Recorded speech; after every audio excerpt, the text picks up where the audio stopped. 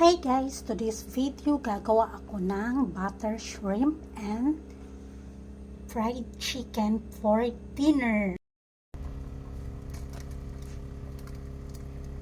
Mga ka-reals, today's video lulutuin ko na yung shrimp for dinner. So naglagay na ako ng butter. Yung apoy natin mga ka-reals, kailangan mahina lang siya kasi para hindi masunog yung ating butter. Then, nilagay ko na yung ating shrimp.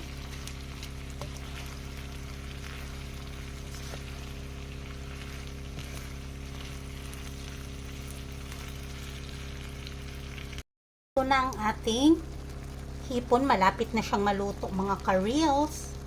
Ayan. Ayan na siya. Ito na yung gagawin kong fried chicken. So, ilalagay ko na dito yung timpla. Then, lalagyan ko siya ng black pepper. Lagyan ko siya ng black pepper. Natin yung chicken natin dito sa flour na nilagyan ko ng timpla. Then, ilalagay natin siya. Isasawsaw natin siya dito sa may egg. Ganyan lang mga ka-reals.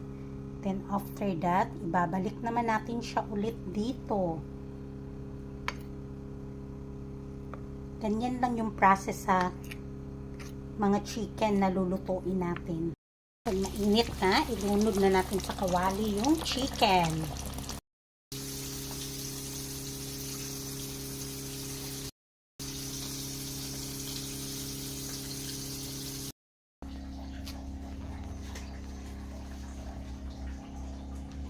Mura sa ikat. Ito, pizza na gagawin ko for dinner kasi nandito ang mga kids. Habang niluluto ko yung ating shrimp, maglalagay na ako ng pepperoni dito sa ating pizza. I-arrange ko lang siya mga ka-reels ng paikot. Malinis tong kamay ko mga ka-reels ha. Ganyan lang yung ating gagawin.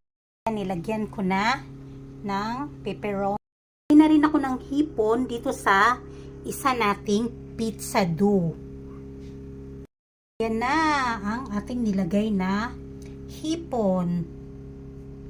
Mga ka-reels, ito na, luto na yung ating pizza shrimp, fried chicken, shrimp, and pepperoni pizza. So, let's eat!